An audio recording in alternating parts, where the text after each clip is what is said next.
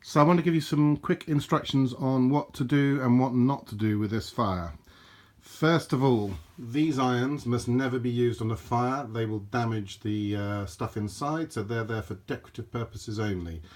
The things you need to control the fire are these, the great big leather gauntlets, which I do strongly recommend you wear if you wish to do anything, because they all the metal here is quite hot. So I've now got my glove on.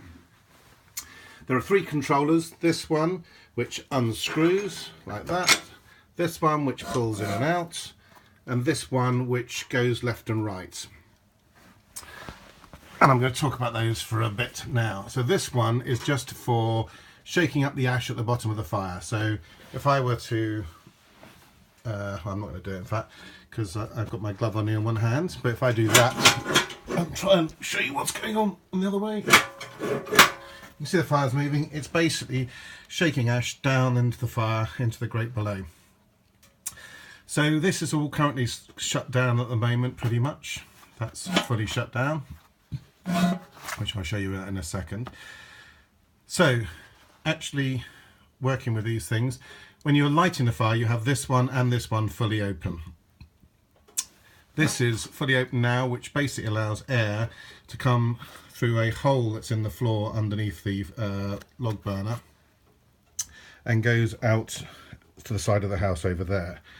This one here is redundant now. You leave this one closed, we don't need it. There is a direct feed under the fire into the log burner, and you control access to that air through this one. So currently you see the flames like that. If I shut this down without my glove on, doesn't matter too much, you will see that that will basically shut down all of the air to the fire, and it effectively kind of puts it out. You get this licking flame that wanders around, which is quite pretty, particularly in the dark. If you want to get it going again, extremely easy, just open the vent again and it will spring back to life. So if you wanted to put some more logs on this fire, I'm not going to do it because we're leaving today and I want to get the fire to go out, because I need to put a couple of bits more paint on either side because we had a few issues with the plaster popping off. If you wanted to get this thing to really go, because you put some new wood on, you would open this one up here.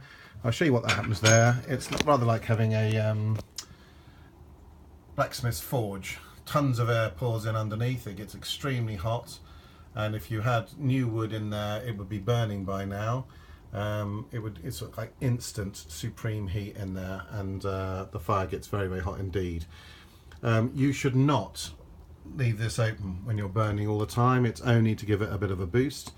It will get through wood quite quickly, and it will also kind of overheat everything, so you'll end up burning, you know, you'll potentially start popping off the plaster off here. You'll potentially start scorching the wood under there. It will go black underneath there, but so obviously we don't want it to get too far. But you can see it really goes and gives the thing a huge boost, and you get a lot of flames. This is a characteristic of wood burners, that the flames are all on top of the fire rather than underneath it. So we'll shut that down because we don't want to have quite such a vigorous fire. And but having got it going, you just leave it like this. All the metal of this thing is scalding hot. It's very high temperature, and it's chucking out a ton of heat.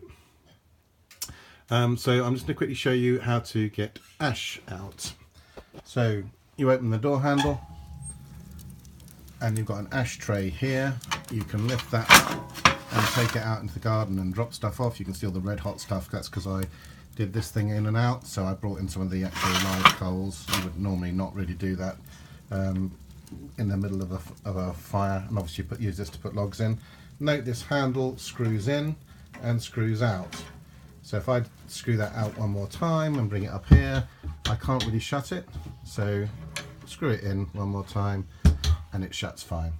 And that's about it. In order to light it, I just get some logs from the log, put it on there, lay a couple of logs on the bottom, put a firelighter on top, some other logs on top, light the firelighter, and then just open both these vents, and that's good enough to get it to going.